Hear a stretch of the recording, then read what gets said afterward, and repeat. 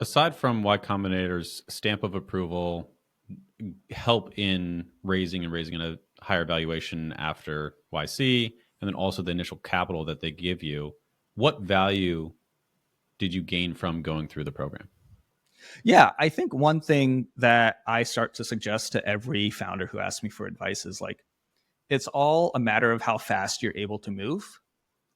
Because when you have, when you're iterating every day, when you have small feedback cycles and you're going through them very quickly, it actually doesn't matter if you're going the wrong direction, right?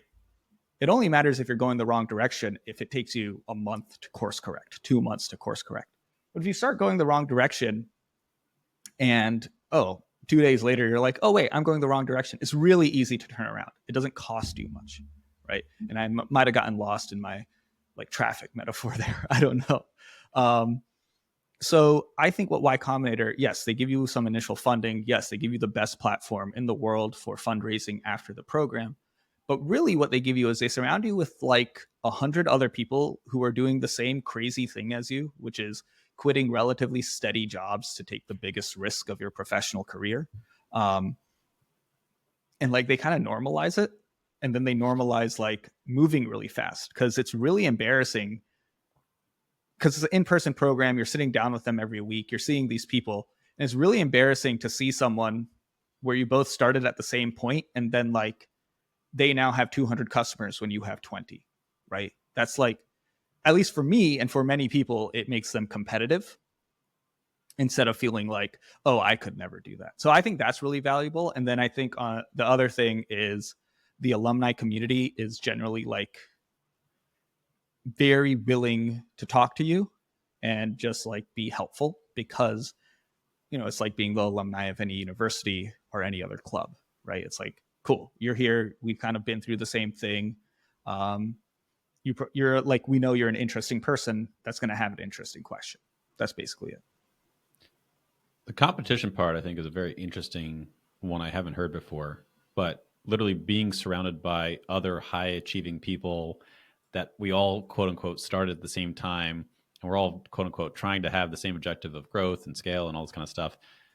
That's a very compelling motivator for I think a lot of people. Do you think that that is something you've been able to sustain post YC when you're not in that environment? And if not, what's motivating you now? I think it's a motivator, but it's also kind of like,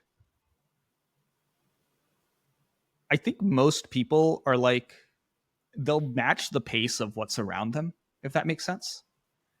Right. And so there's probably like 20% of people who are like able to set a fast pace, and 20% of people are always going to be slow. And then the other 60% are just going to match the average that's around them. Does that follow? Yes. So, Yeah.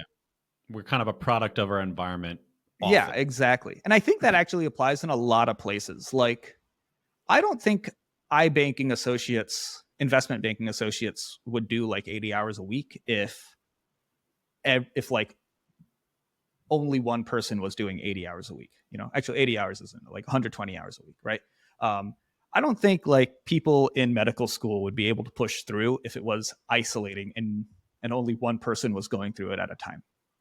So you're able to move fast. It's easier to move fast when you're surrounded by people who are also moving fast. So yes, it is definitely easier when you're a team of two or a team of three surrounded by founding teams of two or three. Once you kind of make the company bigger, once you go fully remote like we are, it is harder to maintain that pace. I do it here because, like, look, the team's about 10 people now, and we maintain our pace by just, you know, setting aggressive goals and pushing against them and really prioritizing moving forward over like getting stuck in decision making. Would we be faster if we were all next to each other? I don't know. But I think you just have to make it an ingrained part of your culture of like moving fast. As for like what's motivating you, I think the same thing that motivates a lot of startup founders to move fast. If you don't grow, your company's going to die.